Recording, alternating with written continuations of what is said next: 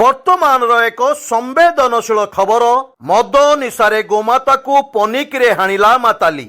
ହଁ ଦର୍ଶକ ବନ୍ଧୁ, ଏହି ଘଟଣାଟି ଶୁଣିବାକୁ ଆଶ୍ଚର୍ଯ୍ୟ ଲାଗୁଥିଲେ ବି ଏହା ଏକ ସତ୍ୟ ଘଟଣା।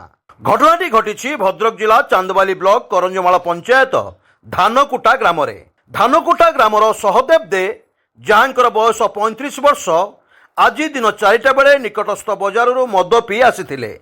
ଘରେ ପହଞ୍ଚି ଦେଖିଥିଲେ ଯେ ଗୋटे ଗୋରୁ ତାଙ୍କ ବାଡ଼ିରେ ପଶି ଘାସ ଖାଉଥିବାର। ତତ୍କ୍ଷଣାତ୍ ସେ ଉତ୍କ୍ଷିପ୍ତ ହୋଇଯାଇ ଘରୁ ଏକ ପନିକି ଆଣି ଗୋରୁଟିକୁ ହାଣିବାକୁ ଲାଗିଥିଲେ। ସ୍ଥାନୀୟ ଲୋକଙ୍କ ହସ୍ତକ୍ଷେପ ଫଳରେ ଗୋରୁଟି ବଞ୍ଚି ଯାଇଥିଲା। କିଛି ସମୟ ପରିସ୍ଥିତି ଚାପା ଉତ୍ତେଜନା ଥିଲେ ମଧ୍ୟ କିଛି ସମୟ ପରେ ପରିସ୍ଥିତି ଶାନ୍ତ ପଡ଼ିଯାଇଥିବାର ଜଣାପଡ଼ିଛି। ସ୍ଥାନୀୟ ପଶୁ ଡାକ୍ତର ଗୋରୁମାତାଙ୍କ ଚିକିତ୍ସା କରିଥିଲେ। ବର୍ତ୍ତମାନ ଗୋରୁମାତା ସମ୍ପୂର୍ଣ୍ଣ ସୁସ୍ଥ ଥିବାର ସୂଚନା।